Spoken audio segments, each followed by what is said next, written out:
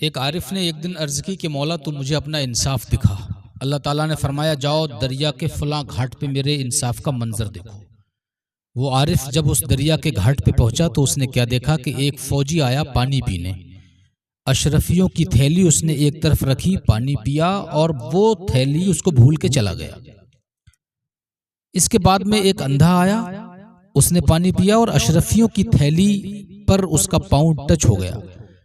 اس نے ہاتھ سے ٹٹول کے دیکھا تو وہ اشرفیوں سے بھری ہوئی تھیلی تھی۔ اندھا اسے پا کر کے خوش ہو گیا اور وہ تھیلی لے کر کے چلا گیا۔ اس کے بعد ایک جوان آیا اسی گھاٹ پہ پانی پینے، اتنے میں فوجی کو اپنی تھیلی یاد آئی اور وہ واپس آ چکا تھا۔ وہ جوان پانی پی کر فارغ ہوا ہی تھا کہ اس فوجی نے کہا کہ بھئی میں ابھی یہاں سے گیا ہوں، میری 100 اشرفیوں کی تھیلی رہ گئی تھی، اگر تم نے لی ہے تو مجھے دے دو۔ جوان نے کہا بھئی میں نے تو کوئی تھیلی نہیں دیکھی۔ فوجی کو غصہ آیا اور باتوں باتوں میں بات یہاں تک بڑھ گئی کہ فوجی کو یقین ہو گیا کہ اسی نے میری اشرفیوں کی تھیلی غائب کی ہے۔ فوجی نے اپنی تلوار نکالی اور اس کی گردن اڑا دی، اس کو قتل کر دیا اور اس کے بعد فوجی وہاں سے چلا گیا۔ وہ عارف، وہ اللہ والا جو اس منظر کو دیکھ رہا تھا، رب کی بارگاہ میں عرض گزار ہوا یا اللہ انصاف تو میں نے بہت دیکھے ہیں، لیکن یہ کیسا انصاف ہے جو دیکھنے میں سراسر نا انصافی ہے۔ اے مولا ذرا تو ہی عقدہ کشائی کر، تو ہی بتا۔ رب نے فرمایا دیکھو یہ جو فوجی تھا نا، اس فوجی نے وہ 100 اشرفیوں کی تھیلی اس کے، وہ جو اندھا تھا اس اندھے کے باپ سے چھینی تھی۔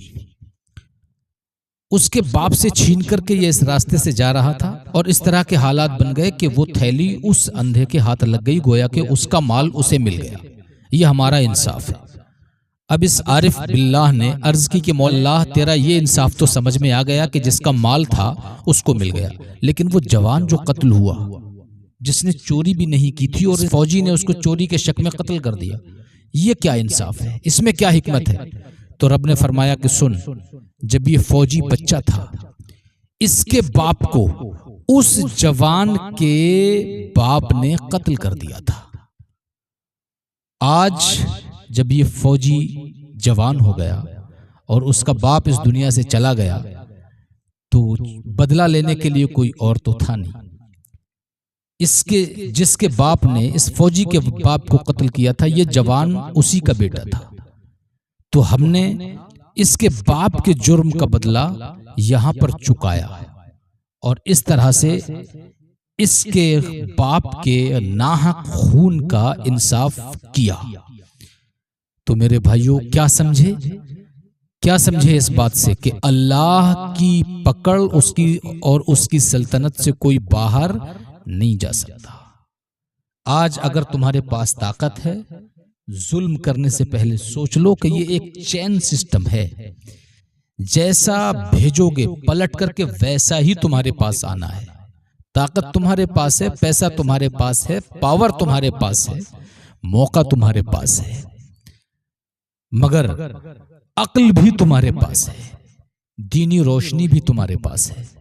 اگر ظلم کرو، طاقت کا ناحق استعمال کرو تو یہ سوچ کر کے کرنا کہ حاکم وقت، سلطنتیں اور حکومتیں فیصلے وہ کرتی ہیں جو ان کے وقت میں فیصلے کا معیار رائج ہوتا ہے، لیکن اللہ وہ منصف حقیقی ہے۔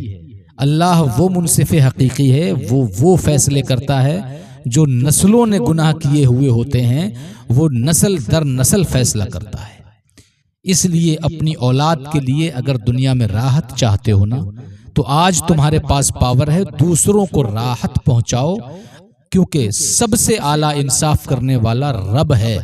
وہ تمہاری پہنچائی ہوئی راحت کا بدلہ اگرچہ تمہاری زندگی میں تمہیں نہ ملے، لیکن اللہ کی عدالت میں کبھی ناانصافی نہیں ہوتی۔